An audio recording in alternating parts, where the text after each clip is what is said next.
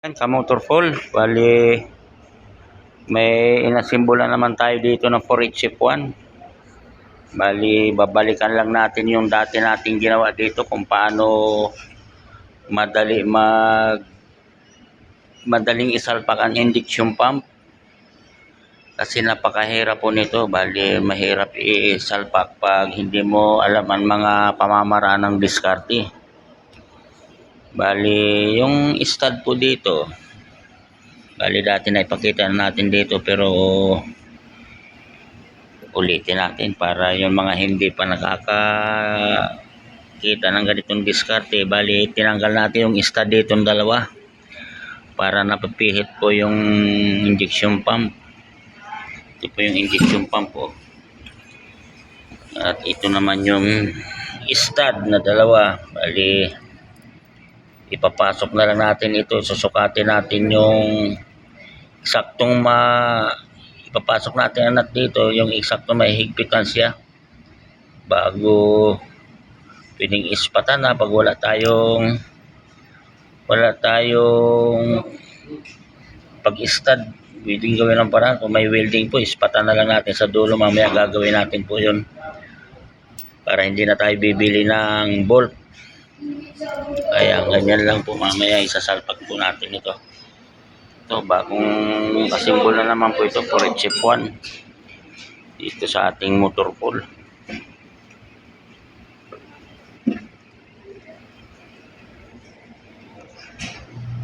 Ayan, pati dito yung butas ng sensor niya, tinanggal na natin para maiikot natin ang gear. Motorful, mamaya sasalpak na natin. 4HF1, puro brand new po ang ano nan, puro brand new ang piston natin, pati liner. Ayan, kaya magandang gumawa dito sa ating motorful dahil talagang pinabaguhan po natin mga spare parts. Ayan, ka-motorful, napansin natin dito na hindi accurate yung timing mark nya, kaya kumuha na lang tayo dito sa degree. Itong taas ng piston, makikita nyo nakababa siya, tama ito dahil bago top dead center,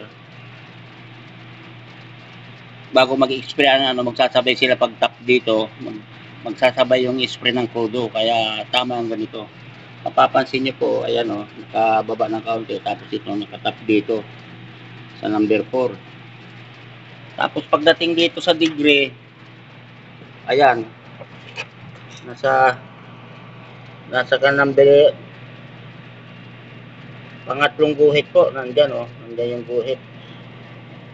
Sana yan?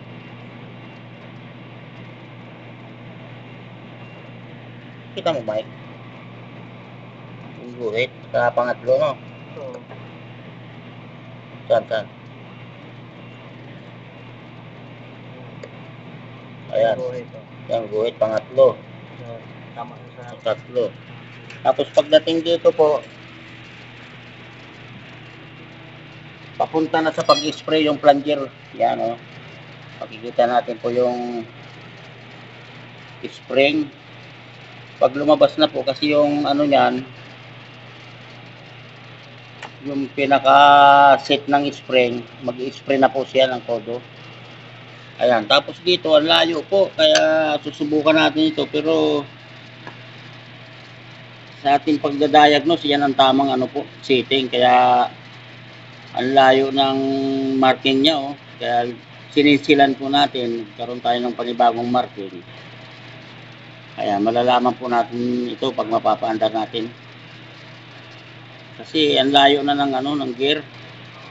Sa dating nakatanda sa injection pump, hindi po tumutugma doon sa degrees ng pulley at saka yung sa piston. Kaya ayan, pinatanda natin dyan. Kaya napakahirap po mag-diagnose mga ganitong may mga problema ng pulley ng injection pump. Hindi tumatapat doon sa pointer niya. Yan, ka-motorful, nagpanibago tayo ng degree. Ayan. Yung sa pointer niya. Kasama yun. Ayan. Bali dalawang ano niya. Yun ang original na sa baba. Kaya yan kamotor po. Malalaman natin ito. Ganito lang. Makikita natin ito pag andar.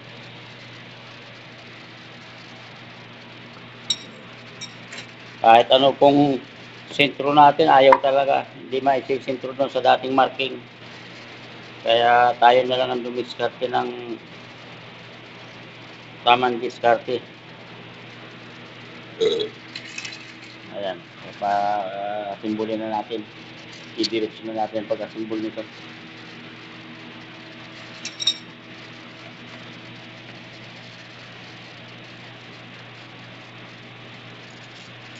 Kahit tinanggal na natin yung stud, hindi ka pa rin sumintro. Talagang may problema po yung ano, pag sumalpak na yung gear.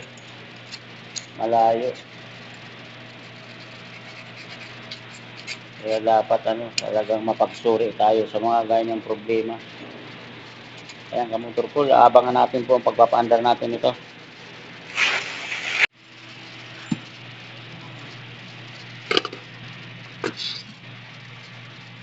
Puri Chip 1. Ayan, Puri Chip 1 original Isuzu. Ay. Ayan. Puri Chip 1 siya. Ayan, papandarin natin sulit sa baba. Para masigurado natin tama yung mga timing natin sa degree niya, yung degree. Tumapat ba yun sa 16 top dead center? Yan.